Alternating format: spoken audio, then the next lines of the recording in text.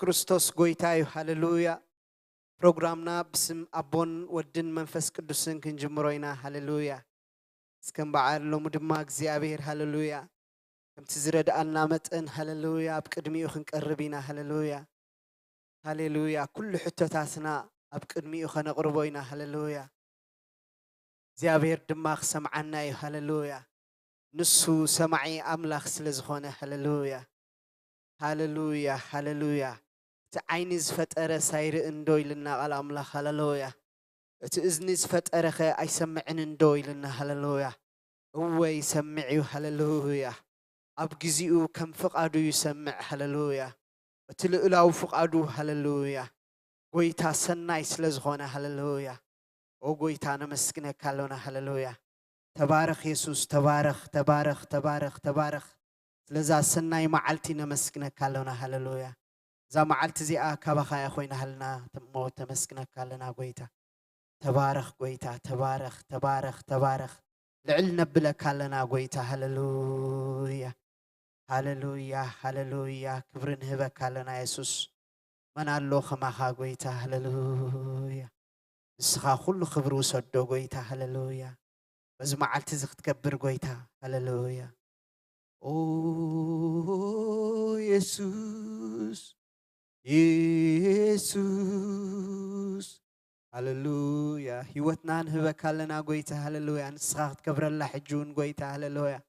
نسخاخت تكأمل لا قويتا هللويا أوه يسوس يسوس اسكزا هوتين اتكان بولو هللويا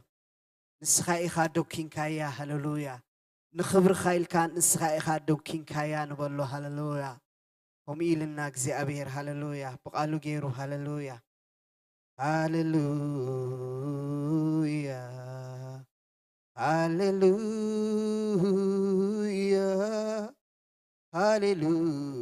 هللويا هللويا أبقال أملاك كنببي هللويا مزمور داويت هللويا معرف مئتي هللويا أبتقص حاده أنببا እግዚአብሔር مسكن هللويا እግዚአብሔር كأخنا مسكنوينا هللويا كمزد ما يبل هللويا كل خمدري እግዚአብሔር للبللو كل خمدري እግዚአብሔር تابللو للبللو እግዚአብሔር بحقوس تجزؤو أبقدميو بإللتا مصو እግዚአብሔር بحقوس تجزؤو أبقدميو خا بإللتا مصو እግዚአብሔር سي أملاخ مخانو فلتو نسو جبرنا بعلاتنا أيقونان نحناس حزبون أباقعن مقاسينينا أبدقيتاتو بمسكانا أبقاتقدون بوداسي اتو أمسكنو نسمو خا بارخو እግዚአብሔር ሰናይ እሞ ጸግኡ ንዘል ዓለም እምነቱ ኸኣ ንውልድ ወለዶ ይነብር ኢልና ሃሌሉያ ሃሌሉያ ንሱ ገበረና በዓላትና ኣይኮናን ሃሌሉያ ንሱ ደኮነልና በዓላትና ኣይኮናን ሃሌሉያ ንምንታይ ልደኪንና ንምስጋንኡ ኢሉ ሃሌሉያ ሃሌሉያ ሃሌሉያ መጓስኡ ክገብረና ሃሌሉያ ንሕናስ ህዝቡን ኣባጊዕ مغاسون هنا إلنا لو على أملاك هللويا نسيز غاسينا هللويا لمون كله زخبدنا زبلز تبقنا زبله كله نجر أبقدمينا نقربه هللويا نسو غاسانا سلزخونه هللويا اتفترنا له علامة دما نعوخنا خبر ترح سلزخونه هللويا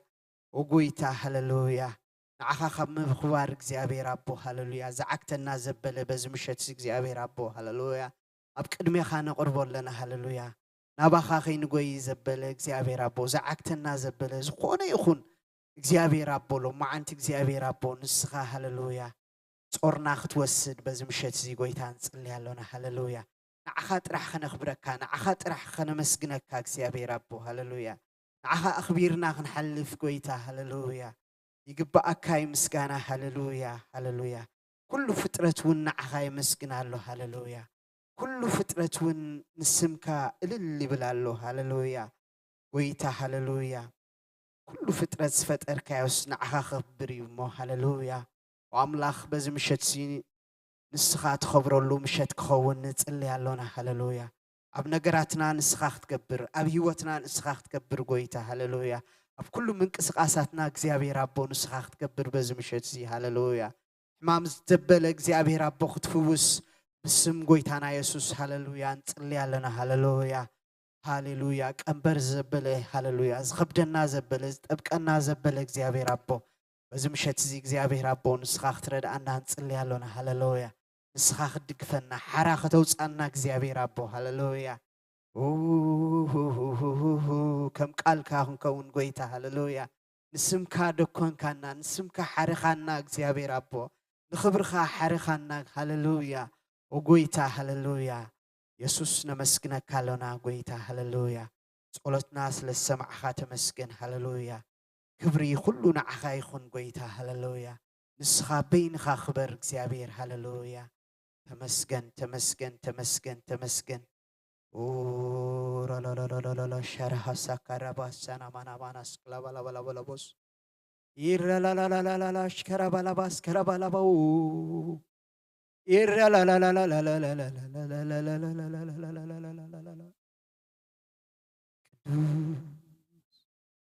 ቅዱስ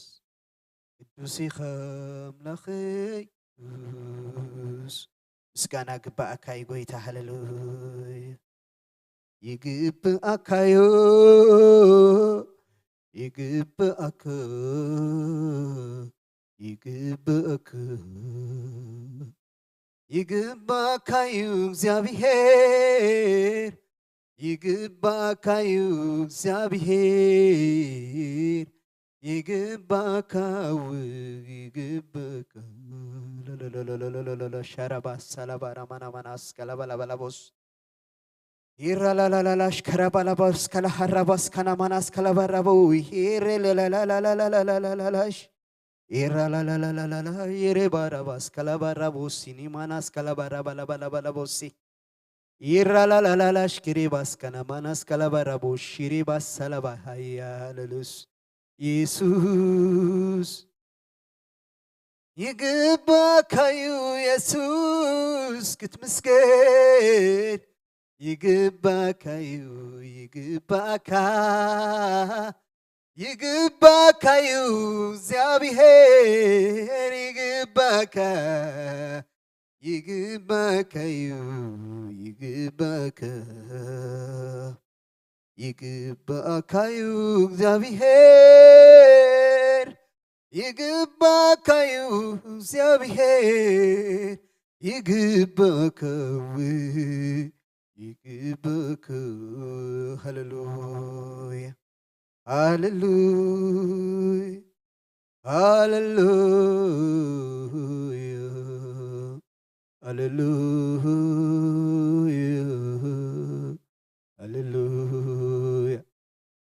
ነፍሰይ ተዕብየካላ እግዚአብሔር ሃሌሉያ ነፍሰይ ትባርከካላ ጎይታ ሃሌሉያ ነፍሰይ ተመስግነካላ እግዚአብሔር ሃሌሉያ ሃሌሉያ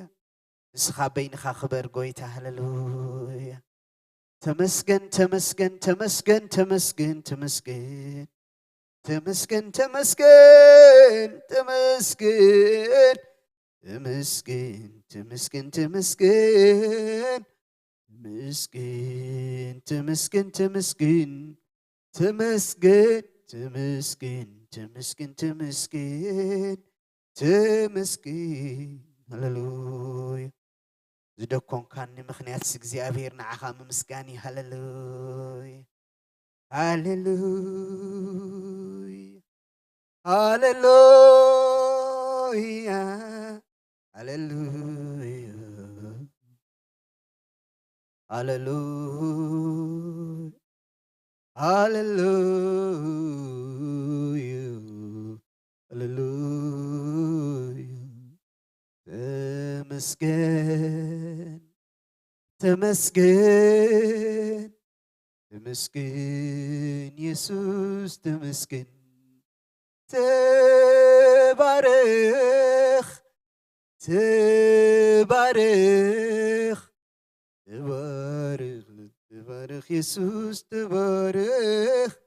تبارك لا لا لا لا الشراب لا بلا بلا إيه لا لا لا لا لا إيرا لا لا لا لا شكرها السلابارا بوس كني ماناس كلابارا بلا بلا بلا بوس إيرا لا لا لا لا شكري واس كلابارا بوس شيري بلا بلا بلا بلا بلا بلا بوس هللويا كل خمدري للبلي كل خمدري للبلي كل خمدري للبلي كل خمدري للبلي كل خمدري للبلي كل خمدري للبلي نكزابيهر بريمسو هللويا كل خمدري للبلي كل خمدري للبلي كل خمدري للبلي كل خمدري للبلي هللويا هللويا يسوس هللويا تفتر كله علامة تفتر كله علامة تفتر كله علامة እግዚአብሔር ምስገን እዩ ተደኮን ኩሉ ዓለማ ተደኮን ኩሉ ዓለማ ተደኮን ኩሉ ዓለማ እግዚአብሔር ምስገን እዩ ተፈጠር ኩሉ ዓለማ ተፈጠር ኩሉ ዓለማ تفتر كل علما እግዚአብሔር ምስጋን እዩ ተደኮን ኩሉ ዓለማ ተደኮን ኩሉ ዓለማ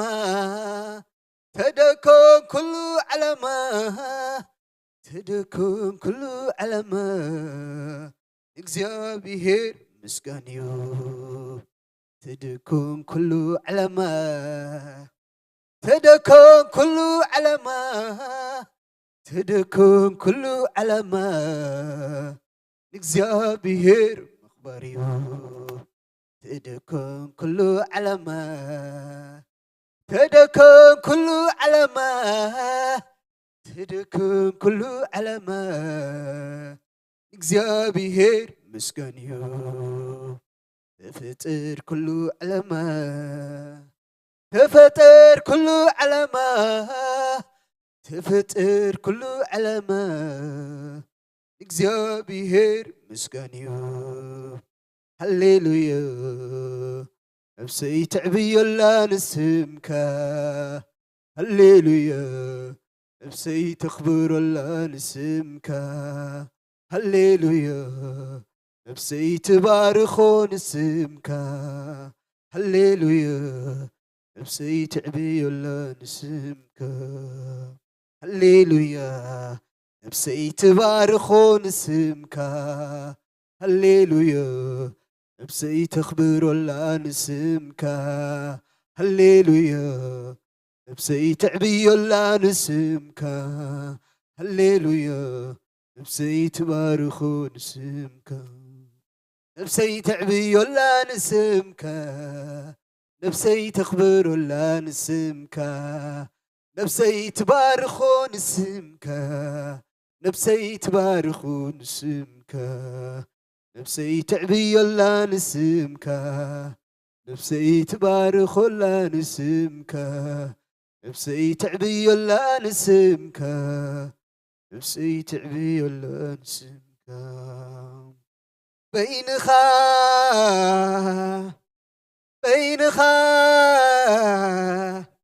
بينخا مخانك كم زي بالكامستا يوريو يزنتو هلو فترتك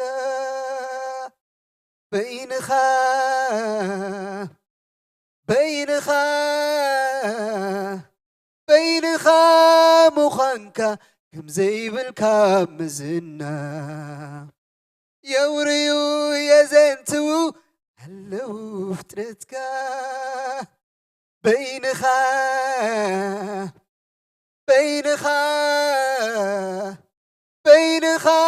مخانك كمزيبل كامزنا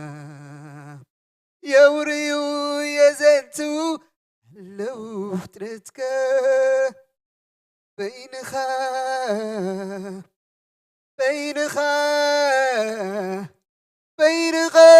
مخنك كمزيبل كامزنا يوريو يزنتو لو فترتك كله فترت بزلو قامك كما خاس يلين كما خاس يلين بلكا كله فترت بزلو قامك كما خاس يلين كما خاس يلين بلكا لا لا لا شكرها لا بس بلا بلا بلا بلا بلا بلا بوس يرى لا لا لا لا شكرها سلا بلا بوش كري بلا بلا بلا بلا بوس يرى لا لا لا شكرها بس أنا ما نشيري بولو بلا بلا بوش كري بلا بلا بلا بلا بلا بلا بوس يرى لا لا لا لا لا لا شكري بس كلا برا بوس سيني ما ناس كلا برا بوس أوه يسوس بين خاي خاي يسوس بين خاي خاي قويتا بين خاي خاي عبي بين خاي يسوس هللويا قويتا تمسكن هللويا تمسكن نسخا بين خاي خاي عبي يسوس هللويا نسخا بين خاي خاي فلوي قويتا هللويا نعبي كالنا هللويا شمكال علنا بلو لنا قويتا هللويا نسخا بيني خايخا مدحاني قويتا هللويا نسخايخا عبي يسوس هللويا كاب كله تعبيخا هللويا كاب نقراتنا تعبيخا يسوس هللويا قويتا تمسكن هللويا نفسنا تعبيك الله بزمشت زقويتا هللويا نفسنا تبارخك كالله هللويا تقاتتل كالله قويتا هللويا نبينخا خبرت بالله قويتا هللويا آمين آمين آمين آمين آمين نسخا بينخا خبر قويتا هللويا نسخا بينخا نقس هللويا هللويا هللويا كبري نسمكا خبري قويتا هللويا نسخا خبر قويتا هللويا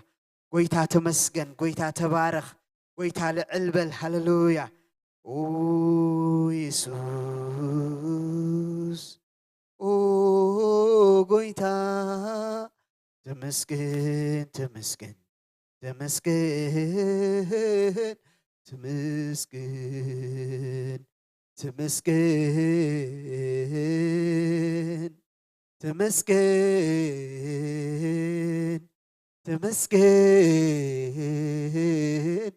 تمسكن تمسكن تمسكن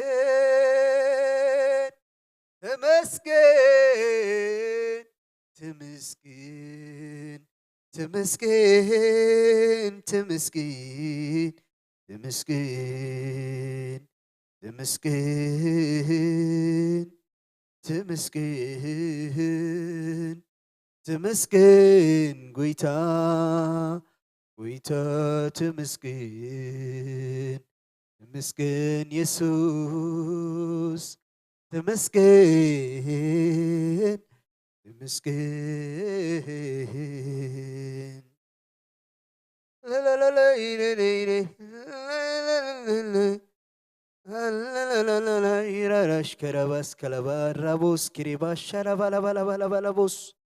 يرا لا لا لا اشكرها سبانا ماناس كلبا ربوس شريبا لا بلا بلا بلا بلا بلا بوس مسكنه كلنا قويتا هللويا بارخ كلنا قويتا هللويا لعلنا بلا كلنا هللويا هللويا هللويا هللويا لا لا لا لا لا لا لا لا لا لا اشكر بلا بلا بلا بلا بلا بلا بلا بلا بلا بوس يرا لا لا لا اشكر بلا باش كنا مناس لا بلا بلا بلا بلا بوس يرا لا لا لا اشكري بلا بلا بلا بوش كري بلا بلا مناس كلا بلا بلا بلا بلا فطر كله علما فطر كله علما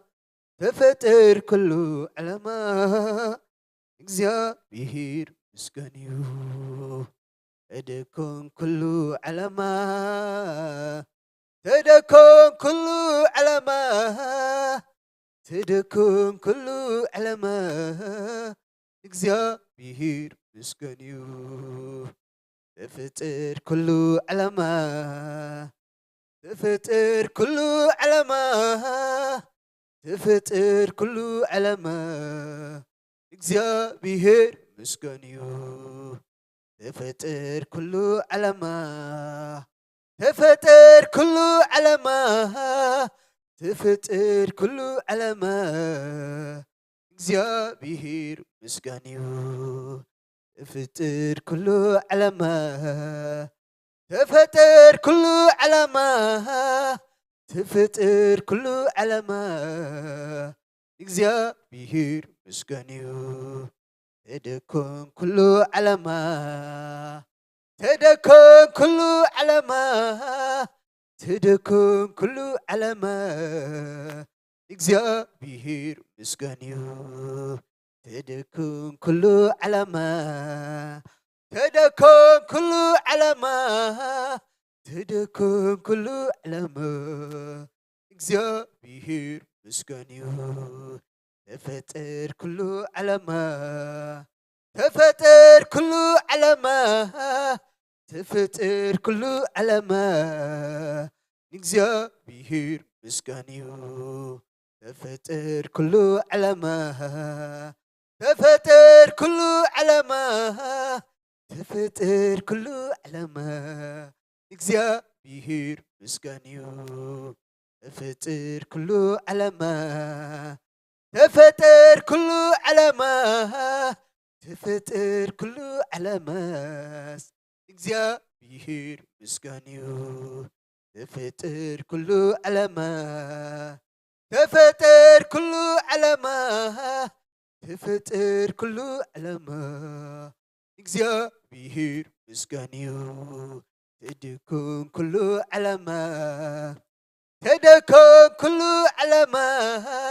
تدكون كل علما እግዚአብሔር ምስጋን እዩ تدكون كل علما تدكون كل علما تدكون كل علما እግዚአብሔር ምስጋን እዩ تدكون كل علما تدكون كل علما تدكون كل علما እግዚአብሔር ምስጋን እዩ تدكون كل علما تدكون كل علما تدكون كل علما እግዚአብሔር ምስጋን እዩ تدكون كل علما تدكون كل علما تدكون كل علما እግዚአብሔር ምስጋን እዩ تدكون كل علما تدكون كل علما تدكون كل علما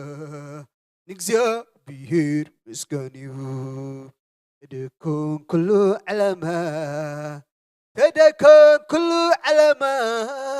تدكون كل علما እግዚአብሔር ምስጋን እዩ تدكون كل علما تدكون كل علما تدكون كل علما እግዚአብሔር ምስጋን እዩ ዝከሙ የለ ዝፀሩ ዝጭነቆ የለ ሕጂ እውን ዝሓስቡ ብሂግኒ እሞ ፀረይ ክስከሙ ተናጊፈለኹ ፅረይ ወሲድዎ ዝከሙ የለ ዝፀሩ ዝጭነቆ የለ ሕጂ እውን ዝሓስቡ ብሂግኒ እሞ ፀረይ ክቕበሎ ተናጊፈለኹ ፅረይ ወሲድዎ ዝከሙ የለ ዝፀሩ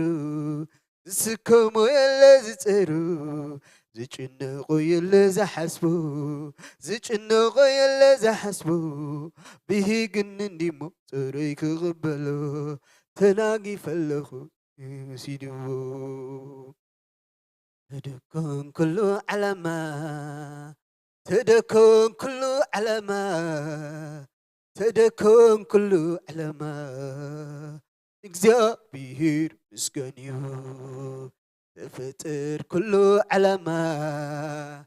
تفطر كل علما تفطر كل علما እግዚአብሔር ምስገን تدكن كل علما تدكن كل علما تدكن كل علما እግዚአብሔር ምስገን تدكن كل علما تدكن كل علما تدكن كل علما እግዚአብሔር ምስገን تفطر كل علما تفطر كل علما تفطر كل علما እግዚአብሔር ምስገን تفطر كل علما تفطر كل علما تفطر كل علما እግዚአብሔር ምስገን تفطر كل علما تفطر كل علما تفطر كل علما እግዚአብሔር ምስገን هللويا ተመስገን ኢየሱስ ተመስገን ኢየሱስ ተመስገን ኢየሱስ ጎይታ ነመስግነካ አለና ሃሌሉያ ደጊምና ደጋጊምና ነመስግነካ አለና ሃሌሉያ ጎይታ ዝፈጠርካናስ ንዓኻ ከነመስግን እዩ ሃሌሉያ ጎይታ ንስኻ ዝደኮንካናስ ንዓኻ ከነኽብር እዩ ሃሌሉያ ወጎይታ ሕጂ ድማ ሃሌሉያ ነመስግነካ አለና ሃሌሉያ ነኽብረካ አለና ሃሌሉያ ንስኻ ብቑዒኻ ጎይታ ምስጋናና ክትወስድ أملخونا ختوسد እግዚአብሔር አቦ ሃሌሉያ ስግደትና ختوسد بقعيኻ ጎይታ ሃሌሉያ ስለና ዝተሐረድካ ገንሸል ጎይታ ነመስግነካ አለና ሃሌሉያ ስለና ክትብል ጎይታ ሃሌሉያ ኢየሱስ ተመስገን ተመስገን ተመስገን ተመስገን ሃሌሉያ ዝኹሉ ጾር ዝጸርካያ ጎይታ ንስኻ ኢኻ ሃሌሉያ ጾርና ዝጸርካ ንስኻ ኢኻ ሞ ጎይታ ነመስግነካ አለና ሃሌሉያ ሃሌሉያ ሃሌሉያ تبارك يسوس تبارك تبارك تبارك مسجانا ختوسد بقعيها حجون قويتا هللويا أملخو ختوسد بقعيها هللويا راس كلا هرابوس كريباش كلا بارابوس سينما ناس كلا بارابوس ورابا لباش كرها سلا بارامونا ماناس كلا بارابا لبوسي ركيني ماناس كلا هرابوش كريباس كلا رابوس سلابا يا رابوش راكانا ماناس كلا هرابوس سيريباش سلا بارابوس ريمانا ماناس كلا هربوش شيري بالا بالا بالا بالا بوس يسوس تمسجن يسوس تبارك هللويا فس قدوس لعلنا بلا كالونا هللويا حجد ما دقيمنا دقاقيمنا قويتان دلي كالونا هللويا بقال كاون قويتا حجخ تزاربنا هللويا هللويا كتمعدنا قويتا هللويا كم تزدلنا يا እግዚአብሔር አቦ كم تفقدك እግዚአብሔር አቦ كم تزمعنا كاغويتا لو ممشي دماغ تمهرنا غويتا هللويا تمعدنا غويتا هللويا بقال كاغير كختبرت عنا እግዚአብሔር አቦ ممليس كختساغرنا حجون غويتا هللويا ابخان امن يسوس هللويا نمنو ولا حد يلن حجون እግዚአብሔር አቦ نعخان منفسك هللويا انا نامن هللويا زي باخا منم ነገር ዝኸውን ነገር የለን غويتا هللويا وانا هللويا عدمنا نسخايخا غويتا هللويا نسخايخا تزاربنا هللويا هللويا قالك زلالماوي غويتا هللويا بويخا تتصنانا عنا بويخا تبرت عنا هللويا تعمنا يلونا نقالك እግዚአብሔር አቦ حجون እግዚአብሔር አቦ هللويا او املاخي ترخبلنا يسوس هللويا أماكلنا خون እግዚአብሔር አቦ تزاربنا እግዚአብሔር አቦ هللويا لومي زمدب كالنا غويتا هللويا هللويا غويتا هللويا منافقوت نصبيو لنا نقالك እግዚአብሔር አቦ هللويا نصمعك كالنا እግዚአብሔር አቦ هللويا تصمعك نفس استركبليخا نتاتدليكا نفس استركبليخا እግዚአብሔር አቦ هللويا بدلايك غيركا تزاربايخا يسوس هللويا كابت زلاتو ጭንቅን መከራን ተውጽኢኻ እግዚአብሔር አቦ ካብ ጉድጓድ እተናግፍ አምላኽ ንስኻ ጥራሕኻ هللويا بقالك غيرك هللويا حجون እግዚአብሔር አቦ بقالك زبل خفصم እግዚአብሔር አቦ نصلي ያለና هللويا واملاخ كبرنا عخان هبك هللويا ንስኻ ተዛረበና ጎይታ هللويا ንስኻ ማዕደና እግዚአብሔር አቦ هللويا هللويا فرخن فريل كاكزيابير أبو هاللويا خبر خاخن في الليل كاكزيابير أبو بزمشت زخترد أنانس اللي علون هاللويا دخمنا نأمن قويتا هاللويا دخمنا نأمن علنا قويتا هاللويا زي مأمنا قويتا هاللويا نسخاخ تأمن بزمشت زي هاللويا تسلي علنا نبخا قويتا هاللويا نسخا أموني خا هاللويا أمون أملاخ هاللويا زي تحفر أملاخي خا موقويتا نمسكنك هالونا هاللويا هاللويا هاللويا نحبونو نقر تلو هاللويا نمكحون تلو استخامنا إيقويتا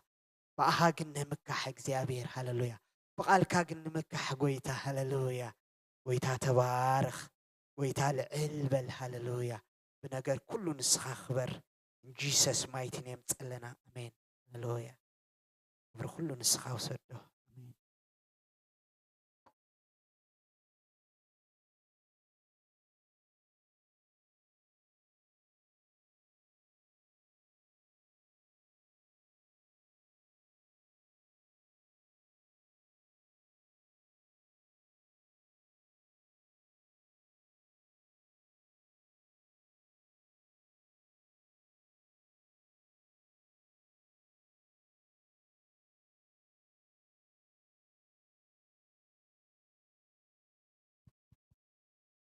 እግዚአብሔር ይመስገን እግዚአብሔር እንደገና ድል ስለዛበና ክብርን ምስጋናን ለስሙ ይሁን ኢየሱስ ክርስቶስ ትማልን ሎምን ንዘለዓለም ያው እንደገና እድል ስለዛበና ቃሉ ንኽንሰምዕ ንዓይ ድማ ቃሉ ንኽዛረብ እግዚአብሔር እድል ስለዛበና ስሙ ይኽበር ካብ ዘለዓለም ንዘለዓለም ይኽበር ኢየሱስ ክርስቶስ ትማልን ሎምን ንዘለዓለም ሕያው እዩ ኢየሱስ ክርስቶስ ዘይዕፀፍ ተስፋ ዘይልወጥ ኪዳን ዘለዓለማዊ ክብርን ጸጋን ዝህበና ኣብ መስቀል ኩሉ ስለ ዝፈጸሞ እግዚአብሔር ይመስገን ክብሪ ንኣምላኽ ይኹን ኢየሱስ ክርስቶስ ትማልን ሎምን ንዘለዓለም ሕያው እዩ ሕጂ እውን መንፈስ ቅዱስ ኣብ ማእኸልና ቃሉ ብመንፈስ ክግለጽ ንህይወት ክኾነልና ክንጸሊና ቅዱስ እግዚአብሔር ነመስግነካ ስለዝሃብካና ዕድል ቃልካ ንኽዛረብ ስለዝሃብካና ዕድል የመስግነካ ቅዱስ እግዚአብሔር ቃልካ ሕያው እዩ ቃልካ መንፈስ እዩ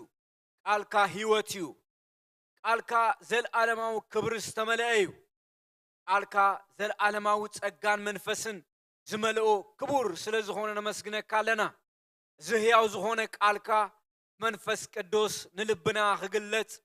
ንህይወት ክኾነልና እቲ ቃል ኣብ ህይወትና ክፈሪ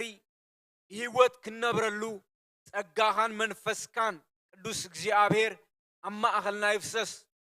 ኣብ ውሽጠን ኣብ ደገን ዘለው እቲ ናትካ ቃልን መንፈስን ኣብ ህይወቶም ብምልኣት መንፈስ ቅዱስ ይገለጽ እቲ ናትካ ክብሪ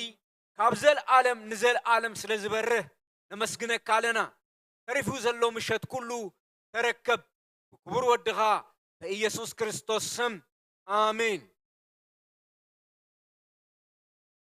እግዚአብሔር ይመስገን ክብሪ ንኣምላኽ ይኹን ሎም ምሸት ካብ ትንቢተ ኢሳይያስ ምዕራፍ 51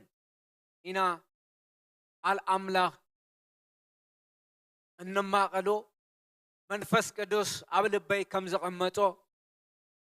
ኣብቲ ቃል ውሽጢ ዝተቐመጠ ሓቂ ክንዘራረብ ኢና እግዚአብሔር ይመስገን ትንቢተ ኢሳይያስ ምዕራፍ 51 ብዛዕባ ምጽንናዕ ኢየሩሳሌም እዩ ዝዛረብ ኮይኑ ግን ኣብ ውሽጡ ትንቢታዊ መልእኽትታት ዝመልኦ እዩ እዚ ትንቢታዊ መልእኽትታት ብክርስቶስ ዝርከብ ህይወት እንታይ ከም ዝኾነ ደጊሙ ደጋጊሙ ይዛረብ እዩ ስለዚ ትንቢተ ኢሳይያስ ካብ ነቢያት ፍልይ ዘብሎ ብዛዕባ ድሕነትን ብዛዕባ ምጽንናዕን ይዝዛረብ ኣብዚ ክፍሊ እዚ ሎም ምሸት እንሪኦ ህያው ቃል ኣሎ ካብ ትንቢተ ኢሳያስ ተሲኢና እንደገና ካብ ወንጌላት ክሪኢና እግዚአብሔር ይመስገን መጽሐፍ ቅዱስ ህያው እዩ በህያውነቱ ድማ ንዘለዓለም ይነብር ምጽንና ኢየሩሳሌም ይብል እግዚአብሔር ከምዚ ይብል ኣሎ አቶም ንጽድቂ እትስዕቡ ረድአኩም ከአናባይ እትመጹ ጽምበሉኒ ካበየናይ ከውሒ ተጸሪብኩም ከም ዝወጻእኹም ካበየናይ ጉድጓድ ከም ዝተፈንቀልኩምን አስብህሉ ናብ አቦኹም አብርሃምን ናብታ ዘወለደትኩም ሳራን አስብህሉ ክጽውዖ ከለኹ አብርሃም ውልድ ኣይነበሮን ኣነ ግና ባረክዎ ውልድ ሃብክዎ ኣብዛሕኽዎ ኣነ ንኢየሩሳሌም ከጽናንዓ ንቶም ኣብ ዑናታት ዝነብሩ ድማ ክረህርሃሎም ንምድረ በዳኣ ከም ገነት ንምድረ ኣጻምእ ድማ ከም ኣታኽልቲ ክገብሩ እሞ ደስታን ሓጎስን ምስጋና ቃና መዝሙርን ኣብኡ ክርከብ እዩ ትምህርተይ ንህዝብታት ክህቦም ሕገይ እውን ብርሃኖም ክኸውን እሞ ኣታዝበይ ናባይ ኣድህብ ኣተዓሌተይ ጽንበለኒ ጽድቀይ ቀረባ እዩ ቀልጢፈ መጽኤ ኸድሕኖሜ ኣነ ባዕለይ ንህዝብታተይ ክገዝኦሜ እተን ኣብ ርሑቕ ዘለዋ ሃገራት ከተስፋዋኒ ከድሕነን ከዓ ኣባይ ክውከላየን ናብ ላዕሊ ኣቢልኩም ናብ ሰማይ ቁሊሕ በሉ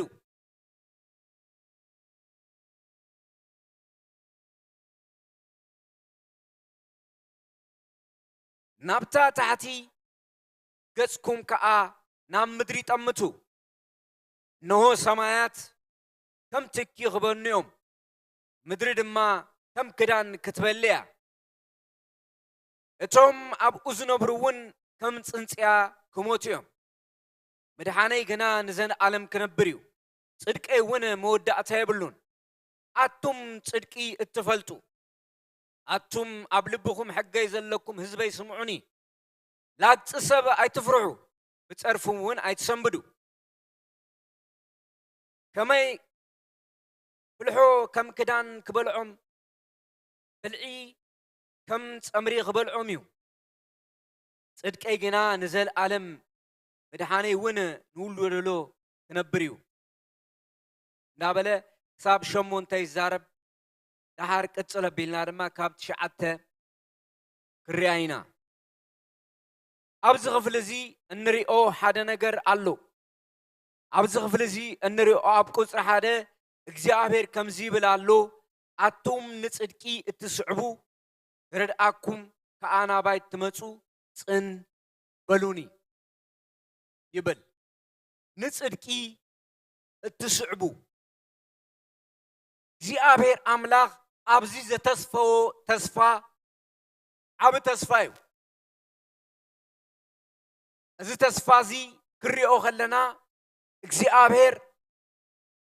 ዝሓለፈ ነገር እዩ ዝዛረብ እቲ ዝተዛረቦ ጽድቂ ነቲ ጽድቂ እትስዕቡ ጽንበሉኒ ስምዑኒ ኣነ ንመጻኢ ዓብይ ተስፋ ዓዳሊ ኣለኹ ንመጻኢ ዝኸውን ነገር ኣሎ ስምዑኒ ንመን ንጽድቂ እግዚአብሔር ስዕቡ መጽሐፍ ቅዱስ ብተስፋ ኣምላኽ ዝተመልአ እዩ መጽሐፍ ቅዱስ ክነግረና ከሎ ብተስፋ ይሕንኩም ኢኹም ይብለና ዕርቡን መንፈስ ቅዱስ ከም ዝተቀበልና ይነግረና እንደገና ቀጽሉ መጽሐፍ ቅዱስ ብተስፋ ዝተመልአ መጽሐፍ እዩ እዚ ተስፋ ድማ ዝፍጸም ተስፋ እዩ ተስፋ ኣምላኽ ዓብይ እዩ ተስፋ ኣምላኽ መወዳእታ የብሉን ተስፋ ኣምላኽ ደረት የብሉን ተስፋ ኣምላኽ أبتم تسفاز قبروا بقو أبزا أمنو يوزف التسم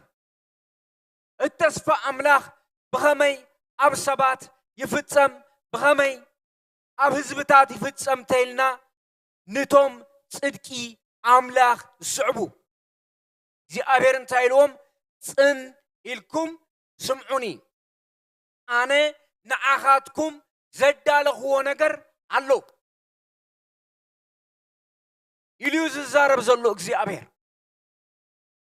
نمن نتصدقي أملاخ السعبو صدق أملاخ السعبو أب أملاخ توكلتم زقبرو تسفؤهم أب أملاخ زقبرو كاب سماي هياو زخونة تسفى بإساياس غيرو مصيرلهم እግዚአብሔር ይመስገን እግዚአብሔር ዝዛረብ አምላኽ እዩ እግዚአብሔር ንህዝቡ ዘዳሎ እግዚአብሔር ንቤቱ ዘዳሎ ዝዛረብ አምላኽ እዩ ጽድቁን ዝስዕቡ ተስፋን ዝገብርዎ ብኢሳያስ ጽን ኢልኩም ስምዑኒ ኢልዎም ጽን ኢሎም ክሰምዕዎ ከለዉ ካብ ሓደ ክሳብ 9 ዘንበብናዮ ክፍልታት ንርኢ ማለት እዩ እግዚአብሔር ከም ዝመጽእ ነቲ ኣጻምእ ከም ዝልውጦ ነቲ ዝነቐጸ ከም ዝለምልሞ እግዚአብሔር ይዛረብ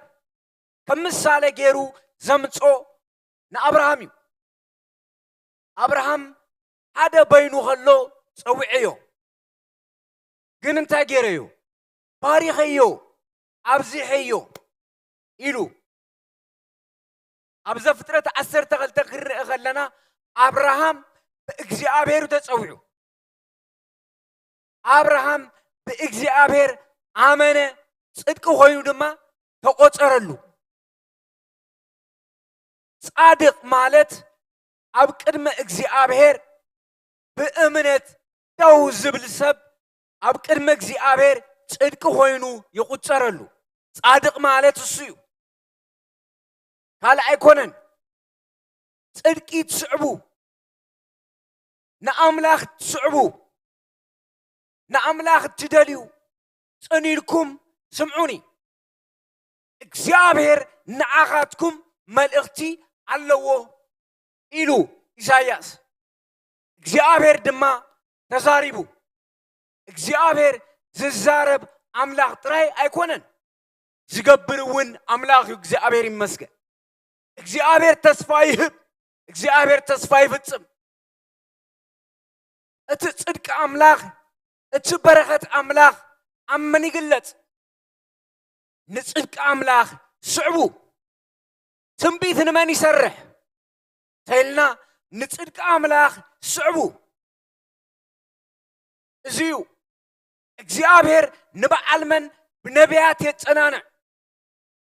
እግዚአብሔር ንበዓል መን ተስፋ ይህቦም ተይልና ንጽድቂ አምላኽ ስዕቡ ጽድቂ አምላኽ ኣብ ጽድቂ አምላኽ ዘይነብር ወይም ንጽድቂ አምላኽ ዘይስዕብ ሰብ እግዚአብሔር ክዛረቦ ተኮይኑ ምጽንና ኣይኮነን ናይ ንስሓ ስብከት እዩ ዘለዎ እግዚአብሔር ናይ ንስሓ ስብከት እዩ ናይ ንስሓ ናይ ምምላስ ስብከት እዩ ዝህቦ ኣብ ጽድቂ ጎዳና ንዘሎ ሰብ ግን እግዚአብሔር የጸናንዖ እግዚአብሔር ንጽዮን ከም ዘጸናንዓ እግዚአብሔር ከም ዘድሕና ንዓ ጥራይ ኮነስ ንኣሕዛብ ደሴት ብመን ገይሩ በክርስቶስ ገይሩ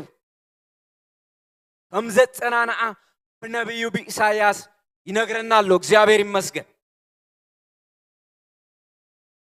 ካበየናይ ከውሒ ተጸሪብኩም ከም ዝወጻኹም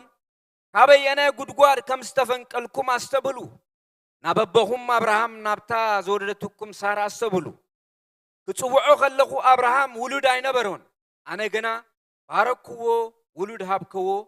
ኣብዛሕኽዎ ኣነ ንኢየሩሳሌም ከጸናንዓ ነቶም ኣብ ዑናታት ዝነብሩ ድማ ክርህርሃሎም ንምድረ በዳኣ ከም ገነት ንምድረ ጻምእ ድማ ከም ኣታኽልቲ ክገብሮ እሞ ደስታን ሓጎስን ምስጋናን ቃና መዝሙርን ኣብኡ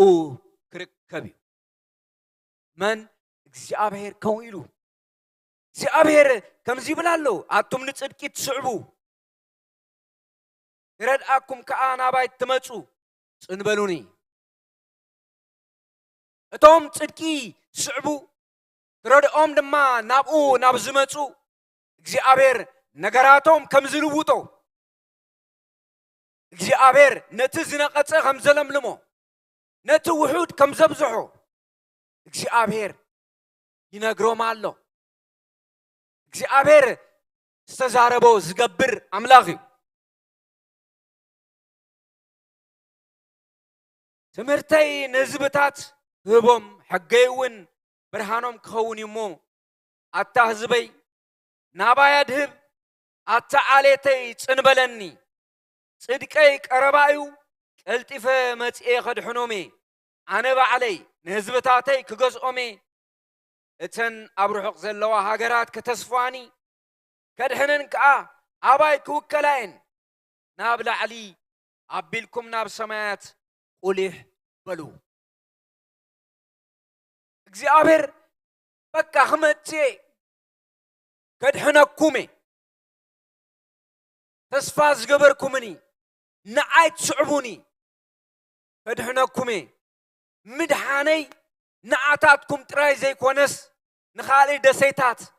ህዝብታት እውን ይተርፍ እዩ ዝፈሰሰ እዩ መን እግዚአብሔር ጽድቂ እግዚአብሔር ትስዕቡ ንኣምላኽ ትደልዩ ጽሊልኩም ስምዕዎ እግዚአብሔር ዘጸናንዕ ኣምላኽ እዩ እግዚአብሔር ዝድብስ ኣምላኽ እዩ እግዚአብሔር ዝፍውስ ኣምላኽ እዩ እግዚአብሔር ሓራ ዘውፅእ ኣምላኽ እዩ እግዚአብሔር እዩ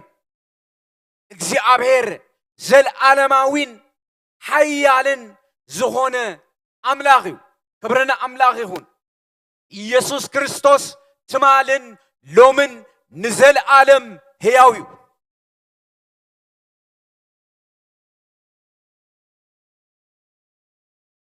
ኣነ ባዕለይ ንህዝብታተይ ክገዝኦሜ እተን ናብ ርሑቕ ዘለዋ ሃገራት ከተስፋኒ ከድሕነን ከዓ ኣባይ ክውከላየን ናብ ላዕሊ ኣቢልኩም ናብ ሰማይ ቁሊሕ በሉ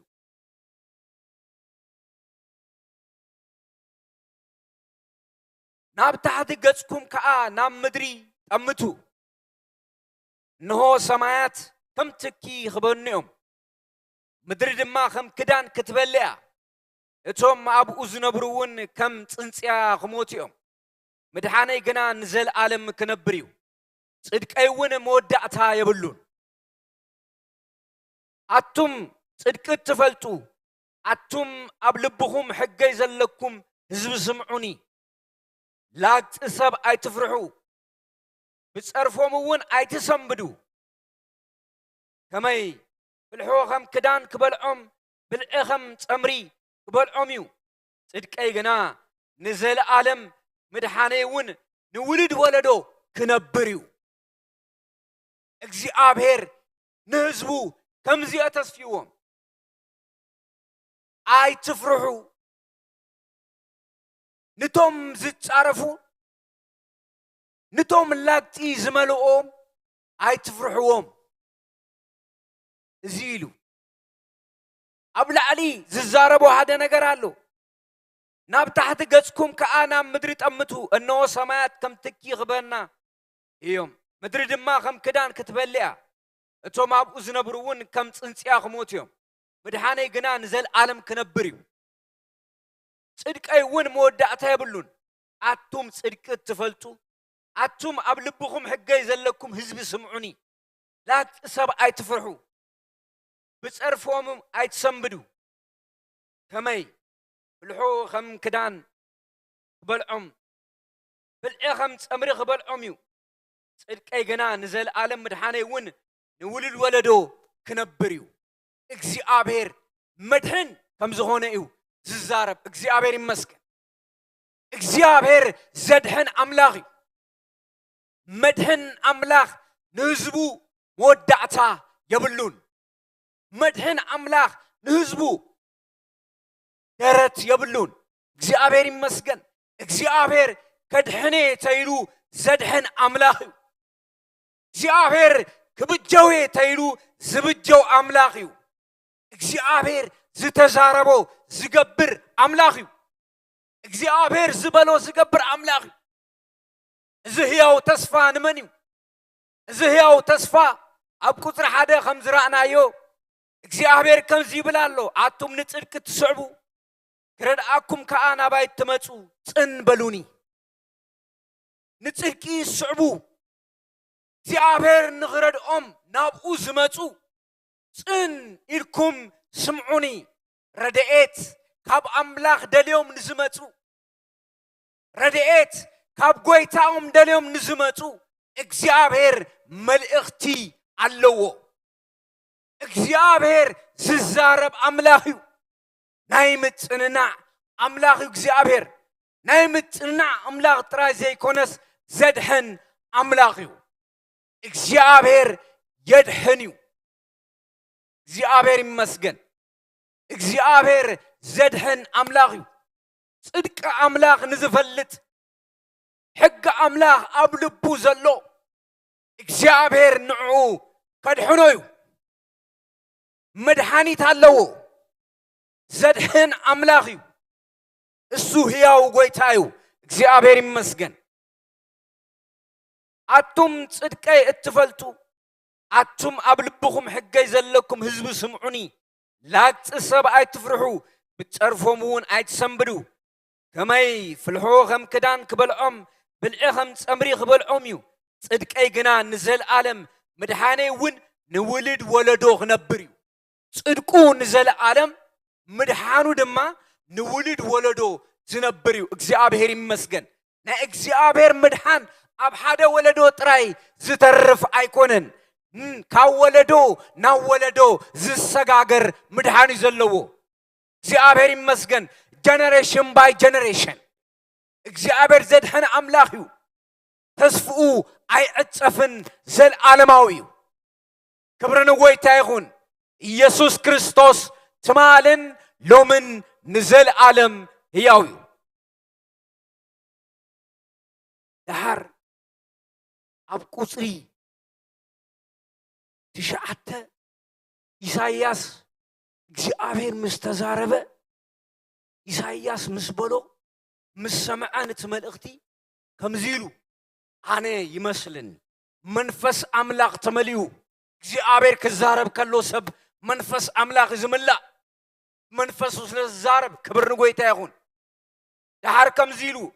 እግዚአብሔር ንቓሕ እሞ ኣድሕነና ንቓሕ ብሓይልኻ ጌርካ ኣድሕነና ከምቲ መዓልትታት ጥንቲ ብዘመናት ቀደም ዝገበርካዮ ንቓሕ ኣድሕነና ኢሉ ኢሳይያስ ምጭዳር ጀሚሩ ምስ ሰምዐ ኢየሱስ ጎይታ እዩ ኣድሕነና ኢሉ መጽሓፍ ቅዱስ ክነንብብ ከለና ነቢያት ዝተዛረብዎ ኣሎ መልእኽቲ ሰሚዖም ዝደግምዎ እግዚአብሔር ክዛረብ ከሎ እግዚአብሔር ዝተዛረቦ ኣሎ ኢሳይያስ ኣብዚ ክደግሞ እግዚአብሔር ዝተዛረቦ ክርኢ ኢና እግዚአብሔር ንቓሕ እሞ ኣድሕነና ንቓሕ ብሓይልኻ ጌርካ ኣድሕነና ከምቲ መዓልትታት ጥንቲ ብዘመናት ቀደም ዝገበርካዮ ንቓሕ ኣድሕነና ንረሓብ ማለት ንገበል ነቲ ኣራዊት ባሕሪ ዝቆራርፅካዮ ዝወጋእኻዮ ንስኻ ዶ ይኮንካን ንባሕሪ ነቲ ብርቱዕ ዓሙቕ ማያት ዘንፀፍካ እቶም ዘድሓንካዮም ክሓልፉ ከዓ ነቲ ቆረ ባሕሪ መገዲ ዝገበርካዮ ንስኻ ዶ ይኮንካን እቶም ንስኻ እግዚአብሔር ዝተበጀኻዮም ክምለሱ ዕልል እናበሉ ናብ ጽዮን ክመጺኦም ዘለዓለማዊ ሓጎስ ከዓ ርእሶም ክኽልል እዩ ደስታን ሓጎስን ክረኽቡ እዮም ዋህን እህህታን ካብኦም ክሃድም እዩ ኢየሱስ ክርስቶስ ትማልን ሎምን ንዘለዓለም ህያው እዩ ተስእ ኢልዎ ንእግዚአብሔር ነዓ ኢልዎ ነዓ ከምቲ ናይ ቀደም ዘመን ዝገበርካዮ ኢልዎ ክገብር እየ ምስ በሎ ነዓ ንቓሕ ተስእ ኢልዎ ሃሌሉያ نعايلو نقع تس خمتنا قدم زغبر كايو نعكبر حجون يلو ቁጥር 12 እንደገና ትንቢት ምዝራብ ጀመሩ እግዚአብሔር ከምዚ ይብላሉ አነ ዘጸናናዓኩም ንስኻትኩም ካብዚ መዋተሰብ ካብዚ ከም ሳዕሪ ዝሓልፍ ወዲ ሰብ ስለምንታይ ኢኹም እትፈርሑ ነትን ሰማይ ዝገተረ ንምድሪ ኸኣ ዝሰረተ ነቲ ዝፈጠርኩሞ እግዚአብሔር ረሲዕኩም ሄድኩም ስለምንታይ ኩሉ ግዜ ኩሉ መዓልቲ ካብ ነድርቲ ንምጥፋእኹም ዝተዳለወ ገፋዓይ ትፈርሑ ነድርቲ ገፋዓይ ኣባኻትኩም ኣይክበፅሕን እዩ እቶም እሱራት ቀልጢፎም ክፍትሑ ኣይክሞቱን ኣይክቅበሩን እንጌራውን ኣይክስኡንን እዩ ኣነ እግዚአብሔር ኣምላክኩም እሞ ንባሕሪ ማዕበል ክሳዕ ዝሃምም ኣናውፃ ሰማይ እውን እግዚአብሔር ጎይታ ሰራዊት እዩ ሰማይ እውን እግዚአብሔር ጎይታ ሰራዊት እዩ እግዚአብሔር ይመስገን ኢየሱስ ክርስቶስ ትማልን ሎምን ዘለዓለም ሕያው እዩ እግዚአብሔር እንደገና ተስ ምስበሎ እግዚአብሔር ኣነ ሁሉ ዝፈጠርኩ ኢልዎ ንባሕሪ ዘናውፆ ኣነ ኣይትፍርሑ ነቶም ዘፈራርሑኹም ኣይትፍርሕዎም ኣይትፍርሑ ኣነ ከናውፅኤ ሁሉ ኢሉ ኣነ ሓያል ኣምላኽ ኢሉ መሊሱሉ እንደገና እግዚአብሔር ይመስገን እግዚአብሔር ሓያል ኣምላኽ እዩ ዘለዓለማውን ጻድቕን ዝኾነ ኣምላኽ እዩ ኢየሱስ ክርስቶስ ትማልን ሎምን ንዘለዓለም ሕያው እዩ እዚ መልእኽቲ እዚ ንጽድቂ ኣምላኽ ንስዕቡ ካብ ኣምላኾም ረድኤት ደልዮም ናብኡ ንዝመፁ ሓይለ ኣምላኽ ንዓታቶም እግዚአብሔር ይመስገን እቲ ሓይለ ኣምላኽ ንምድሓን ንዓታቶም እዩ እቲ ኢድ ኣምላኽ ንምድሓን ንዓታቶም እዩ እቲ ምጽንናዕ ንዓታቶም እዩ ንመን ንጽድቂ ኣምላኽ ስዕቡ ንረድኤት ኣምላኽ ደልዮም ናብኡ ንዝመፁ ኢድ ኣምላኽ ረድኤት ትህብ ንዓታቶም ያ እግዚአብሔር ይመስገን ብስሙ ዝተሰመየ ህዝቡ ኣታ ዓሌተይ ይልዎ ኣታ ህዝበይ እግዚአብሔር ዓሌተይ ይብሎ ህዝበይ ይብሎ እግዚአብሔር ሕያው ኣምላኽ እዩ ንህዝቡ ዘጸናንዕ ጎይታ እዩ እግዚአብሔር ዝበሎ ዝገብር ኣምላኽ እዩ ክብርን ኣምላኽ ይሁን ኢየሱስ ክርስቶስ ትማልን ሎምን ንዘለዓለም ሕያው እዩ ኢየሱስ ክርስቶስ ትማልን ሎምን ንዘለዓለም ሕያው እዩ ዘይልወጥ ኣምላኽ እዩ ዘይልወጥ ጎይታ እዩ ጽድቂ ኣምላኽ ጽድቅና እግዚአብሔር እዩ መጽሓፍ ቅዱሳዊ ቃል ክርኢና ጽድቂ ኣምላኽ ስዕቡ ማለት ክርስቶስ ምስዓብ ማለት እዩ ካልእ ትርጉም ይብሉ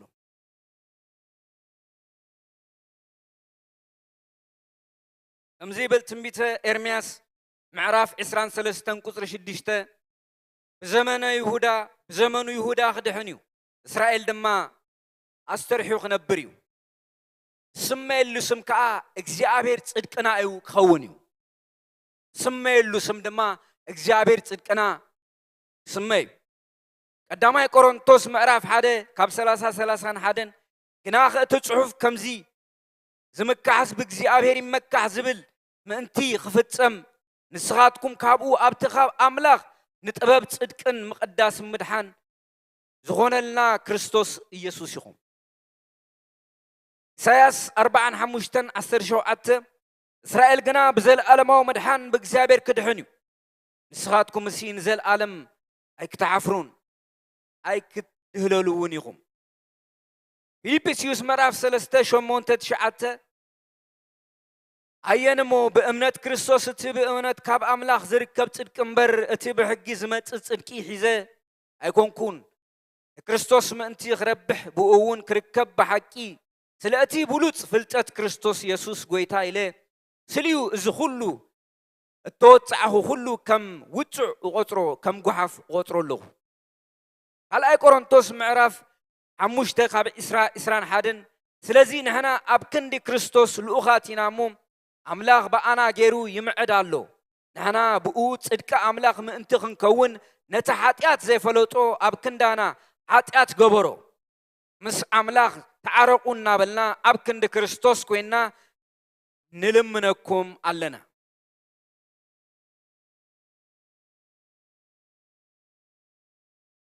እንደገና ብዛዕባ ኢሳያስ 45:24 ብዛዕባ ከዓ ጽድቅን ስልጣንን ኣብ እግዚአብሔር ጥራይ እዩ ክበሃል እዩ ብዛዕባ ከዓ ጽድቅን ስልጣንን ኣብ እግዚአብሔር ጥራይ እዩ ክበሃል እዩ ኢሳያስ 45:22 ኣነ ኣምላኺ ካልእ የልቦን እሞ ኣቱም ወሰናት ምድሪ ኩልኻትኩም ናባይ ተመለሱ ተሓኑውን ኩልኻትኩም ካባይ ወፃእስ ኣምላኽ የለን እሞ ኩልኹም ወሰናት ምድሪ ናባይ ተመለሱ እሞ ተሓኑ ምድሓን ክኾነልኩም እዩ እግዚአብሔር ይመስገን ምድሓን ካብ ኣምላኽ እዩ ድሕነት ካብ ኣምላኽ እዩ ኢየሱስ ክርስቶስ ትማልን ሎምን ንዘለዓለም ሕያው እዩ ኢየሱስ ክርስቶስ ትማልን ሎምን ንዘለዓለም ሕያው እዩ ድሕነት ካብኡ እዩ ዘድሕን ዝብጀው ኣምላኽ እዩ ዝተበጀወና እግዚአብሔር ንዘለዓለም ስሙ ይኽበር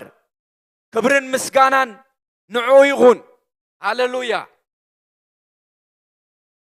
ቀፂለ ካብ ቁፅሪ 15 ዘሎ ከንብቦ ኣነ እግዚአብሔር ኣምላክኩም እሞ ንባሕሪ ማዕበል ክሳዕ ዝሃምም ኣናውፆ ሰማይ እውን እግዚአብሔር ጎይታ ሰራዊት እዩ ንሰማያት ተኸልክዎም ንምድሪ ከዓ ሰረትክዎም ኢየሩሳሌም ድማ ንስኽ ህዝበ ኢኺ ትምህርተይ ሃብኩኺ ብፅላል ኢደይ ድማ ከላኸልኩኺ እየ እብላ ክኽልለኪ እየ እብላ እግዚአብሔር ይመስገን እግዚአብሔር ዝኽልል ኣምላኽ እዩ እግዚአብሔር ድማ መወዳእታ ዝገብር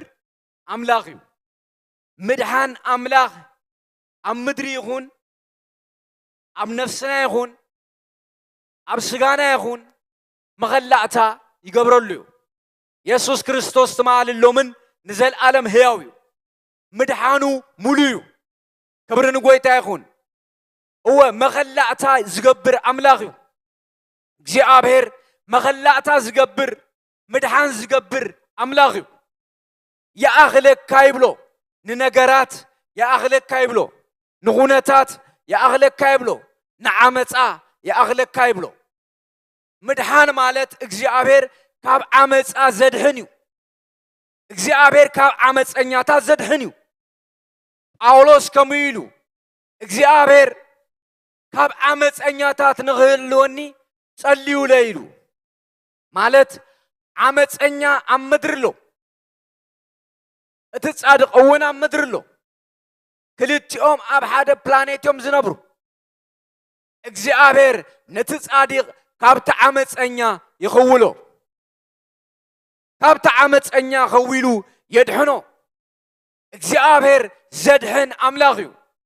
ምድሓን ኣምላኽ ንዘለዓለም ዝነብር እዩ ስለዚ ምፍርራሕ ይብላሉ ምፍርራሕ ናታቶም ምፍርራሕ ኣይትፍርሕዎም ዘፈራርሕዎም ነይሮም ማለት እዩ ትውክልቶም ግን ኣብ ኣምላኽ ስለ ዝገበሩ ጽድቆም እግዚአብሔር ስለ ዝነበረ እግዚአብሔር ግን ተዛሪቡ ክብሪ ንጎይታ ይኹን ኣብኡ ስለ ዝተወከሉ ኣብ ሰባት ስለ ዘይተወከሉ ኣብ ኩነታት ስለ ዘይተወከሉ እግዚአብሔር መጺኡ ምጽንናዕ ገይሩሎም እግዚአብሔር መጺኡ ንባሕሪ ዝፈጠርክዎ ኣነ ዘናውፆ ኣነ ከም ድላይ ክገብሮ ይኽእል እየ ኣነ ሓያል ኣምላኽ እየ ኢሉ ንሰብ ብዝርድኦ ቋንቋ ንባሕሪ ዘናውፅ መን እዩ ሰብ ከናውፅ ኣይክእልን እዩ እግዚአብሔር ግን የናውፆ ይግልብጦ ኢሳይያስ እዚ ምስ ሰምዐ ተስኢሎ ኣብ بحر إرترا خمز جبركا تسق نتبحر إرترا زمقلكا سخاء تسق إلو حجون السخاء تسق نقاح إذا تسفاغا فتمو እግዚአብሔር ኃያል አምላክ እግዚአብሔር ምድሓን ዝገብር አምላክ ብሰብ ክሕሰብ ከሎ እስራኤላውያን ካብ ኢድ ፈርዖን ክወፁ ኣይክእሉን ብሰብ አተዓሳስባ እግዚአብሔር ግን እግዚአብሔር እዩ ንአብርሃም ዝሃቦ ተስፋ ሓደ እዩ ህዝብኻ ዘፍጥረት 15 ህዝቢ ኣብ ዘይኮነ ክግዛእ እዩ ን400 ዓመት ኣነ ግን ብርቱዕ ኢደይ ከውፅኦ ኢልዎ እግዚአብሔር ዓመታት ኣይዓግቶን እግዚአብሔር ዓመታት ኣይሕዞን ድሕሪ 10 ወለዶ እግዚአብሔር ጸሎት ሰሚዑ መፅኡ እቲ ተስፋ ክፍጽሞ ነቲ ተስፋ ክገብሮ ንአብርሃም ንዝሑፃ ረአዮ ኢልዎ ነቲ ሰማይ ከዋኽብቲ ረአዮ በቃ ከምዚዩ ዝኸውን ኢልዎ ረአዮ ተመልከት እግዚአብሔር ነቲ ዝተዛረቦ ክፍጽም ናብ ግብፂ ወሪዱ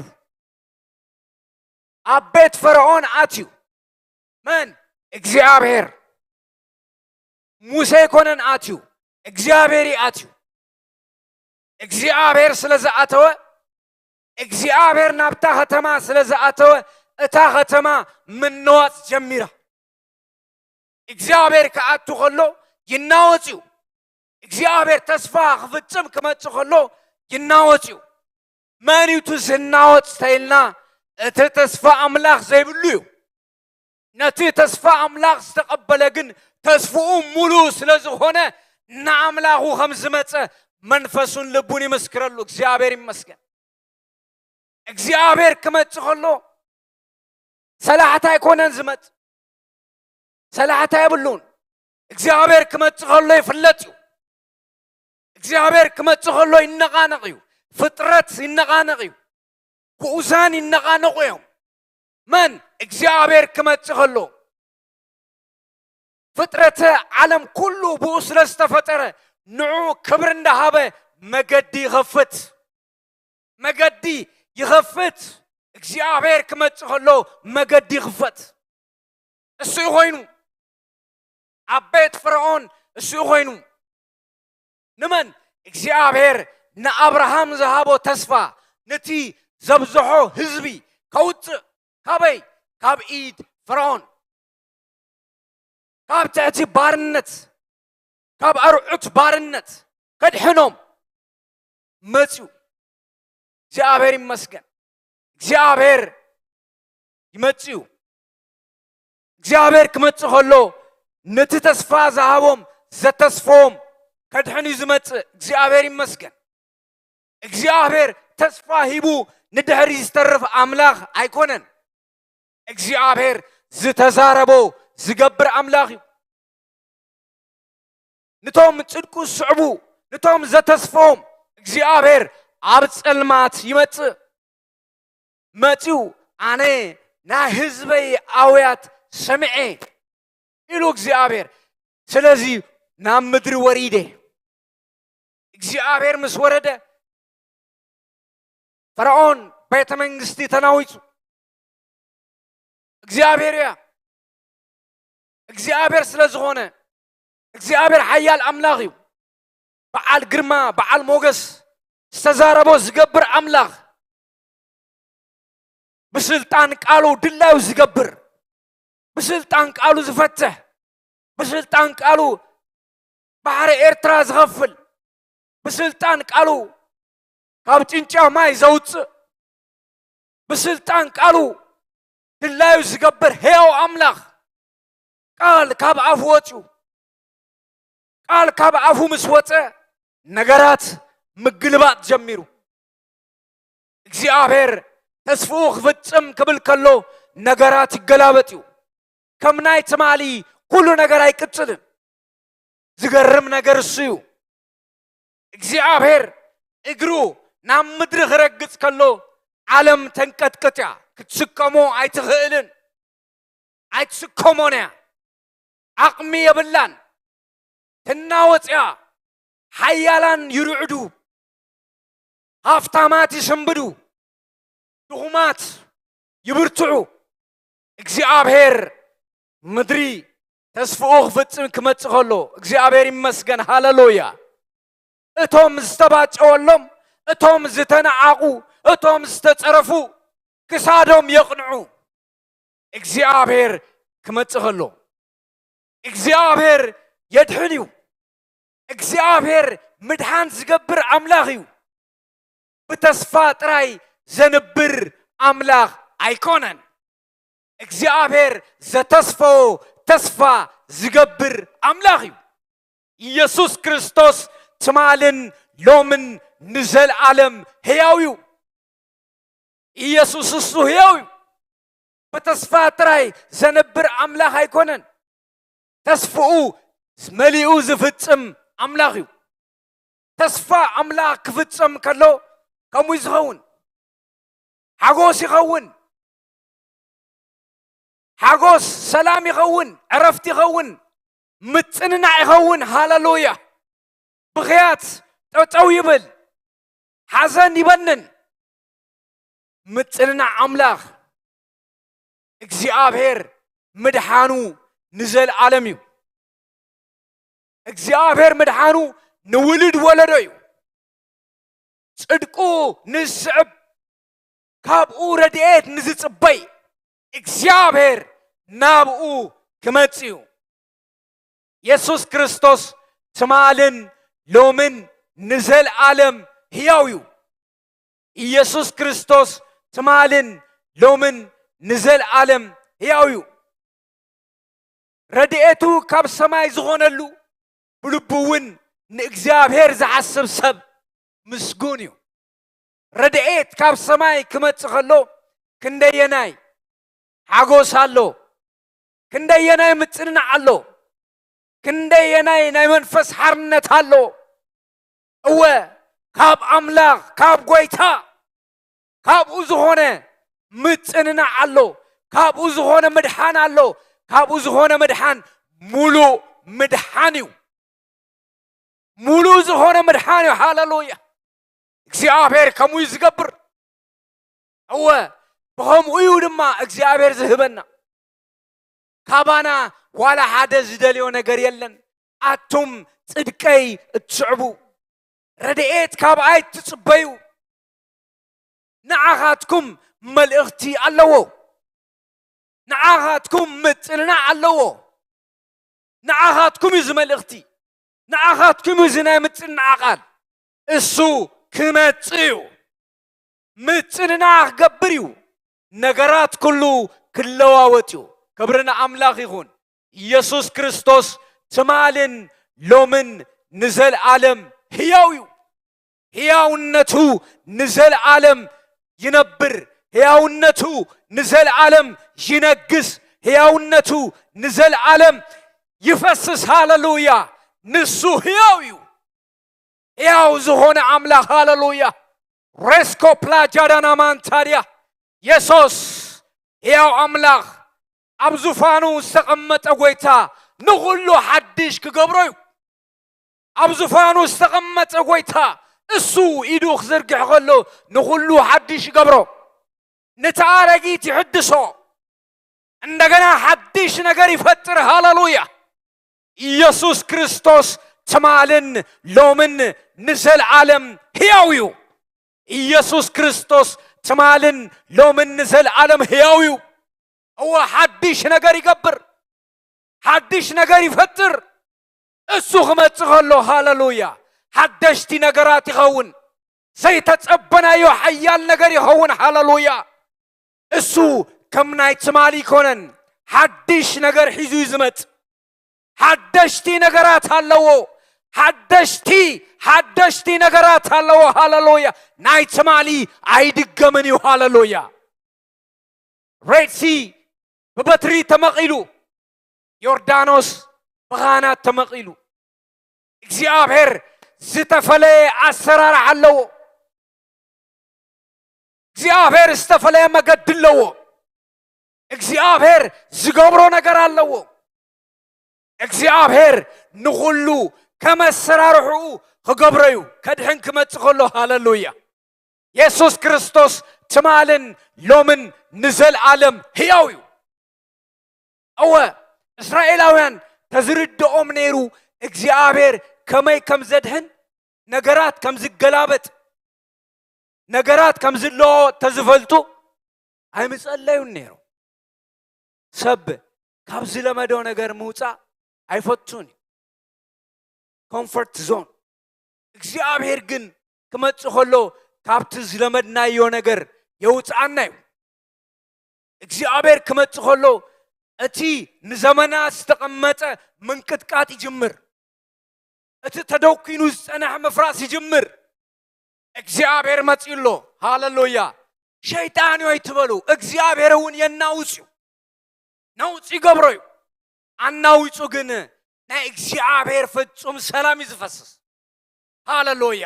ናይ እግዚአብሔር ሙሉእ ሰላም ናይ እግዚአብሔር ሙሉእ በረከት ሃሌሉያ ኢየሱስ ክርስቶስ ትማልን ሎምን ንዘለዓለም ሕያው እዩ እግዚአብሔር ሓድሽ ነገር ኣለዎ እግዚአብሔር ሓድሽ ነገር ኣለዎ ምድሓን ክገብር እዩ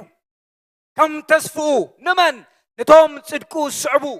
ካብ ኣምላኽ ረድኤት ንዝጽበዩ ንዖም እግዚአብሔር ኣለዎ እንታይ ዘዳለዎ ሰናይ ጽኢንልኩም ስምዑኒ ኢሉ እግዚአብሔር ንሰምዖ መልእኽቲ ጥራይ ዘይኮነስ ነቲ ዝተዛረቦ ዝገብር ኣምላኽ እዩ ዝገብሮ ቆፂሩ ዝገብር ኣምላኽ እዩ ሃሌሉያ ቁፅሪ ብቁፅሪ ዝገብር ኣምላኽ እዩ ክብሪ ንጎይታ ይኹን ኢየሱስ ክርስቶስ ትማልን ሎምን ንዘለዓለም ሕያው እዩ ኢየሱስ ክርስቶስ ትማልን ሎምን ንዘለዓለም ሕያው እዩ እግዚአብሔር ከምዚ ይብል ኣሎ ኣቱም ንጽድቂ ትስዕቡ ክረድኣኩም ከኣናባይ ትመጹ ጽንበሉኒ ጽድቂ ዝስዕቡ ክረድኦም ናብኡ ዝመጹ ጽኒልኩም ስምዑኒ ንዓኻትኩም ኣለኒ ሰናይ ነገር ኣለኒ ዘይውዳእ ነገር ኣለኒ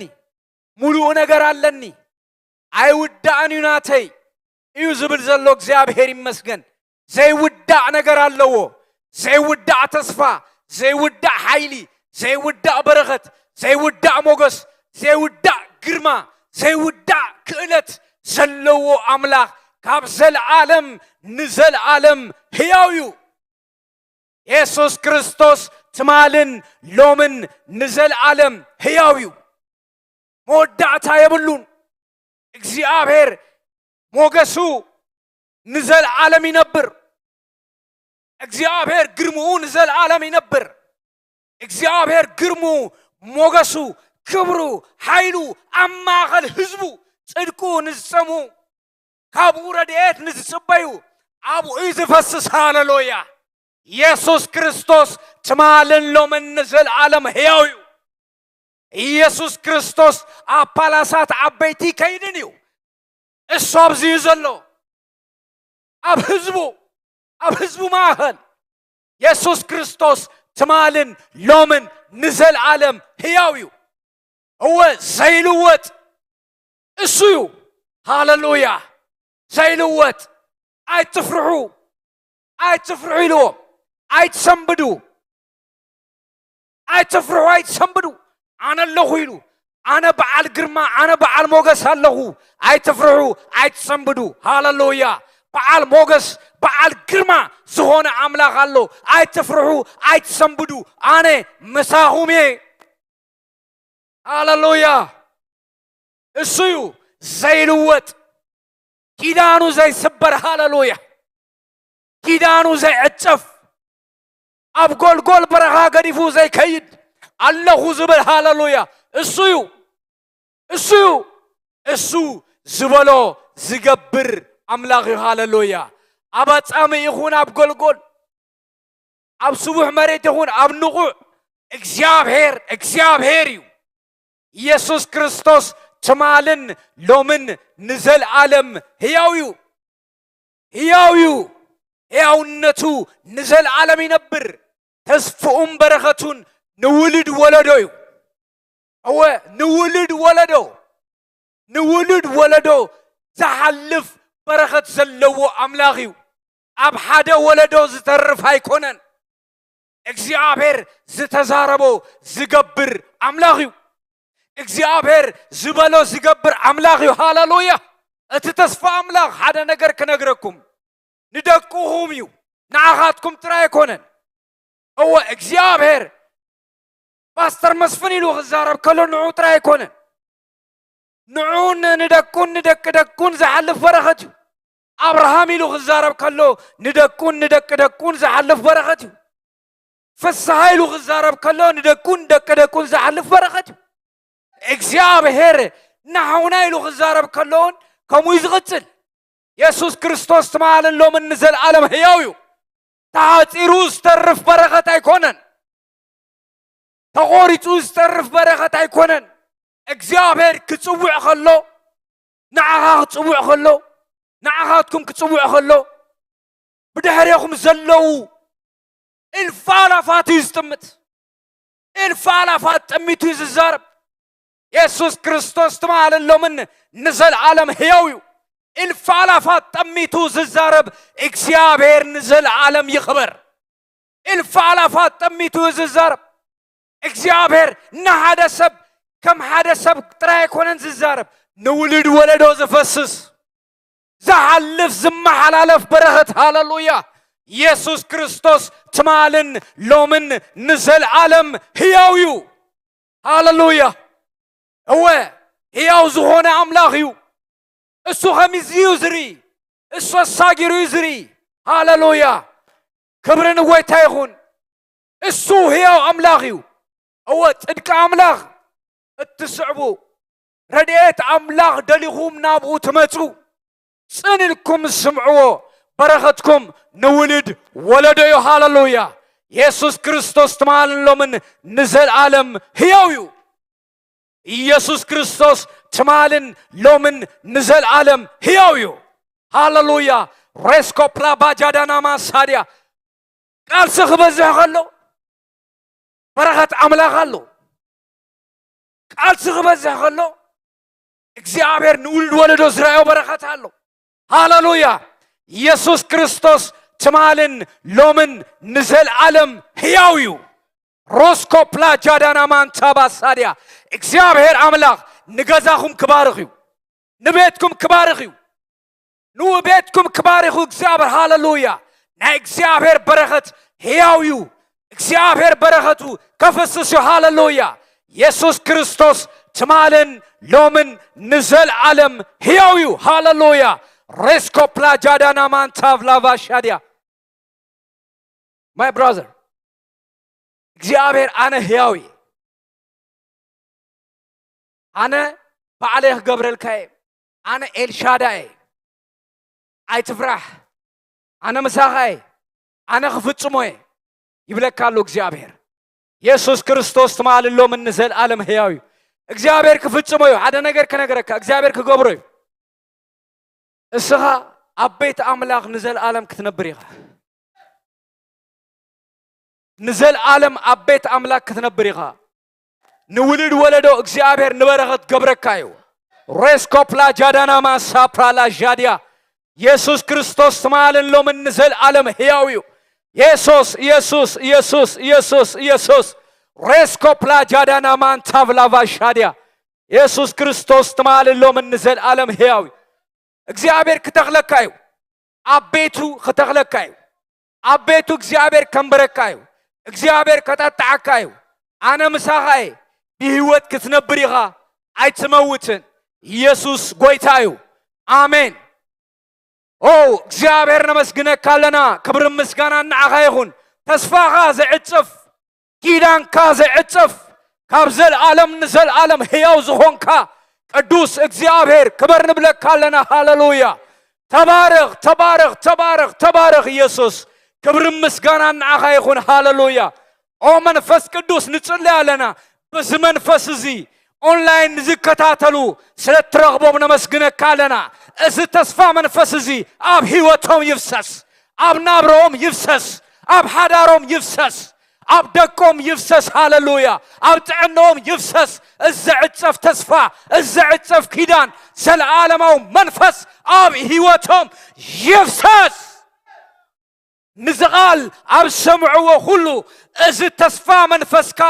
ይውረሶም ሃሌሉያ እዚ ተስፋማው መንፈስካ ኣብ ህይወቶም